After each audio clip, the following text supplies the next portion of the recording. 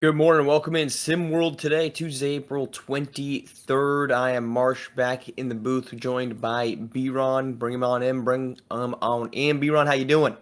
Doing wonderful, Marsh. Good to be here with you, man. Happy to be back. And it's another great day in SimWorld. Let's get it going.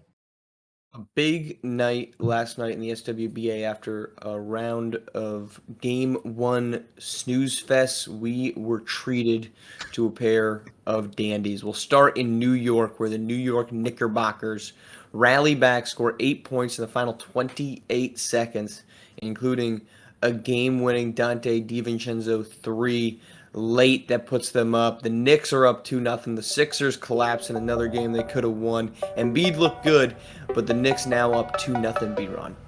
Yeah, man, like you said, Marsh, after some snooze fest, we finally got a good game on our hands, and this did not disappoint one bit at all. This is what the playoffs are all about. These kinds of games. When you think of the playoffs, you think of games like this that come down to the wire, and we got one. Dante DiVincenzo came up absolutely clutch, and the Knicks in general, like you said, they were down 5 in the final 30 seconds and ended up pulling off the win like this to go up 2-0 at home. Man, this is big for them. Joel Embiid was not happy after the game about this at all, which I don't blame him. But Knicks found a way to get it done, and now they have a bit of breathing room here in the series. Well, the complaints about the refs, which happened after another game, is I don't know. At the end of games, I think it's kind of a free-for-all. It's kind of like pass interference in the SWFL. You can't call it every single time on the last play of the game, even though it may be there every single time. It's just kind of the hand we're dealt. But what ultimately downed the Sixers was, again, their inability to get offensive rebounds. They have just not been rebounding the ball well on the defensive end. Isaiah Hartenstein came up with huge ones. The Knicks were in that final 20-second spree there. Were just more aggressive in getting to the basketball. Mm-hmm. There was some poor game management there by the Sixers. They should have, I think, called a timeout. I know they tried to when Tyrese Maxey fell to the floor. I'd argue they should have called it right away from that. That is just a chaotic situation to be in. Yeah. But here's the thing. They're up 2-0. The Knicks are. But this is the old adage is the series doesn't start till someone wins on the road. And then the Sixers have clearly proven that they're capable of taking care of business. They just can't finish said business. The challenge now for the Sixers is how long can they keep Joel Embiid healthy enough to be able to contend here, because he wasn't bad last night. He played a pretty decent game. He's holding up relatively fine, but that's not really something you want to hear about with your star player 2 games into the first round. No, you need him to be more than fine at this point. In the playoffs, you need him to be as close to 100% as possible. He had, like you said, he played great. 34 points, 10 rebounds. He played great last night. 6 assists. It just wasn't enough for them at the end of things. And him and Tyrese Maxey played good as well. Marsh, he had 35 points. 10 assists, 9 rebounds. He also played really well. Needed a little bit more from other players, perhaps. Yeah, one's called the $40 million disappearing man, Tobias Harris. We'll head over to the other side where the Nuggets just have the Lakers number. They go a 101-99 game-winning jumper from Jamal Murray, caps off a storming second-half comeback by the Denver Nuggets. They fell down by 15 in the opening first half, and they raced back. But this has been the Nuggets-Lakers story. They've now won, I think it's 10 straight games, but if you go back to last year's Western Conference Finals, Lakers could hang around. But they could do quite literally everything except win. And last night, another example of that, 20-rebound triple-double from Nikola Jokic. He had a double-double in the opening. 23 points they get from the suddenly reappearing D'Angelo Russell, who's as ice cold and hot as his veins can run. And the Lakers squander another one against I still think the best team in basketball, the Denver Nuggets. Yeah, man. The Lakers. I think this kind of proves that the Lakers aren't really aren't there because you have a 20-point lead. Yes, it's the playoffs and all that stuff, but I feel like a 20-point lead should be safe enough anyway for you to not blow it like this. And I think that this is the wheels falling off the bus for them for this series. So it wouldn't surprise me to see them get swept after this 20-point blowout. In my personal opinion, anyway. It's not a good look, man. Not a good look. Playoffs or not, I don't care. This is the story of the Lakers. Like you said, they're not quite good enough. I find it comedic the levels at which they've squandered the final years of LeBron James' prime outside of Mm-hmm. the Disney bubble. They are wasting away the best year of Anthony Davis's career. I mean, he's fully healthy, right? AD always doubtful. This season, he was always in the damn game, and they are still not able to take advantage of it. Why? Because I'll tell you why. They decided to trade every single piece that they had to bring Anthony Davis in, and it's the short-sightedness that has been, I think, maybe the under talked about point of LeBron James's career. His short-sightedness to make moves, the immediate need for payoff, the Russell Westbrook trade sent that back. If you take just an iota of patience, now, of course, we can't guarantee a championship, so that Anthony Davis trade still ends up being perfectly fine because you want a title. I think it makes that trade worth it.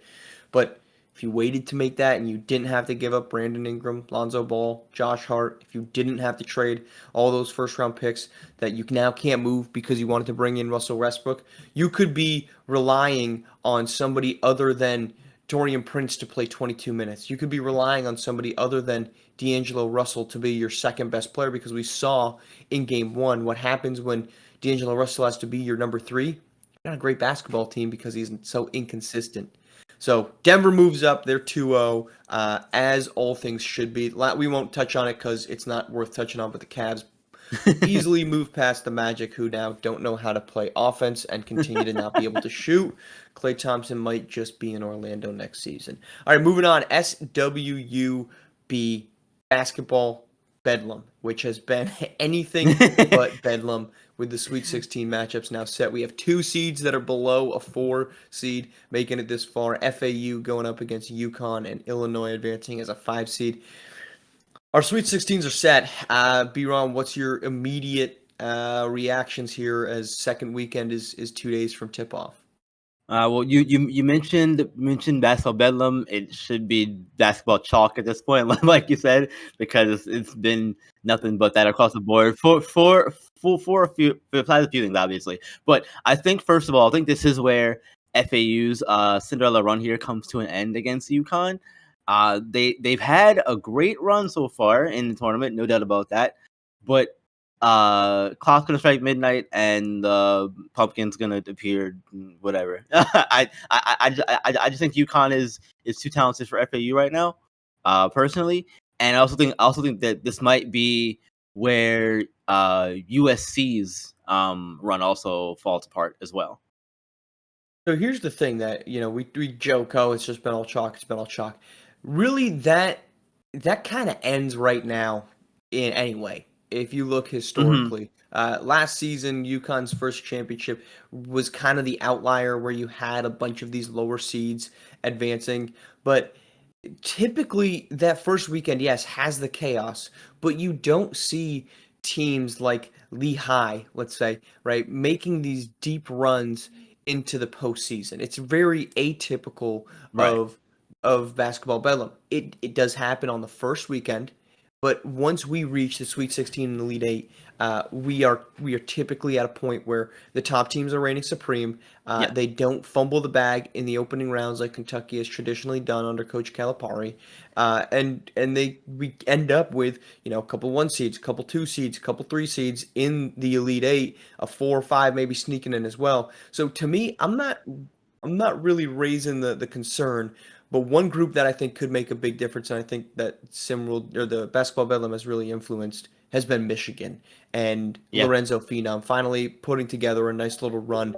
And the biggest one and the biggest part of that, in my opinion, is the fact that he finally gets a win over Cooper King and Cross, who eliminated Yeah. them Get them in out the of here. conference semifinals. So they go up against Creighton in which could be a really exciting matchup and another chance for Phenom to prove his staying power as a potentially elite big in the long run. Yeah, exactly. And man, have I missed something over the last few years, Mark? Because Creighton's been really, really good, and I never saw them as a basketball powerhouse necessarily.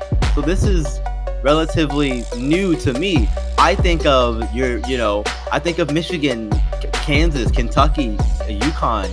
I don't think of Creighton. They might be a decent baseball school, but basketball I never really thought of like that. So for me, seeing them as a 2 seed going against Michigan, I'm leaning Michigan's way, and that's purely for bias.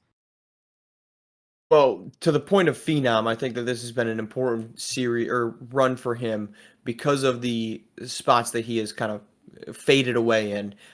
You look at race Yeah. point, and look, by the way, this is an 18-year-old, 17-year-old. It's not as if anyone expects him to be LeBron James, but an opportunity for him to again impress is on the table. But to your point, real quick on Creighton, they've been rising. They're a beneficiary of the Big East being what it is and returning to prominence in the basketball world.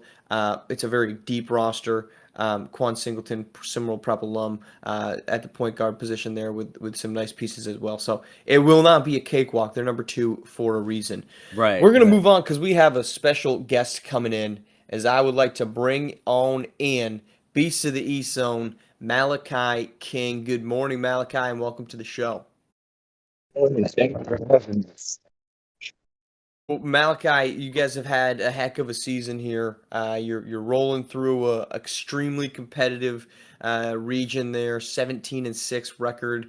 Last 2 games might not have gone your way, but what's been the general vibe and mentality with this group so far this year as you try to repeat and get a second straight title for Coach Drayton? Mainly, the vibe has just been take it one game at a time and try not to look too much into stats because they don't tell the full story, honestly. Yeah, that makes a lot of sense. And I think that's a good approach for you guys to have. My question is more going to be based not only on basketball necessarily, but I want to know you come from a family of basketball lovers. How did they foster your love for the sport at a young age, growing up, and now where you are here in SimWorld Prep? Just kind of like hearing both of my parents talk about some of their favorites growing up, like Michael Jordan, Kobe Bryant, all of that. It kind of made me want to come in and just sort of try to see if I could like emulate what they do. And then at some point, I realized I like to get my teammates involved a lot more. So I was just kind of like, hey, I think I'm gonna try to become more of a facilitator and everything. And as far as developing the love for it, they didn't have to do much. As soon as I picked up a basketball, I fell in love. So Yeah, So definitely get that. Malachi, you're from Durham. I know you're 16, so you got another couple of years here at SimWorld Prep, but is Duke the number 1 on your target list if you had to make a pick? Obviously, you still got to go through the recruiting process, but as you kind of foresee your future kind of make it materialize, is that the number 1 spot for you, or are you thinking maybe outside the state boards of North Carolina? Uh, nah, Duke's not my number one. I have been looking to try to get recruited by schools outside of North Carolina, kind of like Norfolk and Florida. So Norfolk, that's a surprising addition. Why Norfolk? um, it was just I'm not 100% sure how to explain how that came to be. It was just kind of like I played my first game and they started showing interest in me and I heard from Coach Drayton that he had been talking to them about me, so that was nice to hear. Okay, all right. Well, so I'm gonna give you my last question here. You guys are playing the Philadelphia Elite. in the game of the week this week. Do you have a player you're looking forward to guarding or being across from on offense tomorrow in that game? The main person I look forward to being across from would happen to be my buddy Monte Parsons, just because me and him have talked about this game in length leading into it. So it's kind of like a friendly rivalry we got going on with this year. Okay. All right. Okay. Well, Malachi, good luck on Wednesday. Good luck the rest of the season as you help to lead, or not lead, but be a part of that repeat attempt for Beasts of the East. Thank you for joining us this morning. You have a great day. Good luck, like we said, on Wednesday, rest of the season. We'll talk to you soon. All right. Thank you. Bye.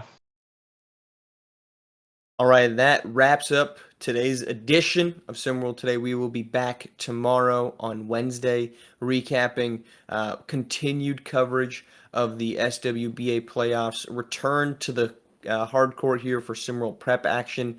Doubleheader starts at 7 p.m. That one's going to be Run DMV and Bad Boys basketball. B-Ron and I will be catching the company jet and reuniting there, of course, at ESPN2 at noon. AT Aliens and South America as well. Thank you, B-Ron, for joining me this morning. I will talk to you in about 12 hours, and Yeah. we will be running Run DMV and Bad Boys basketball, and we'll be back here tomorrow morning. Y'all have a good one, and remember, SimWorld TV, the only place you can see the game, be the game.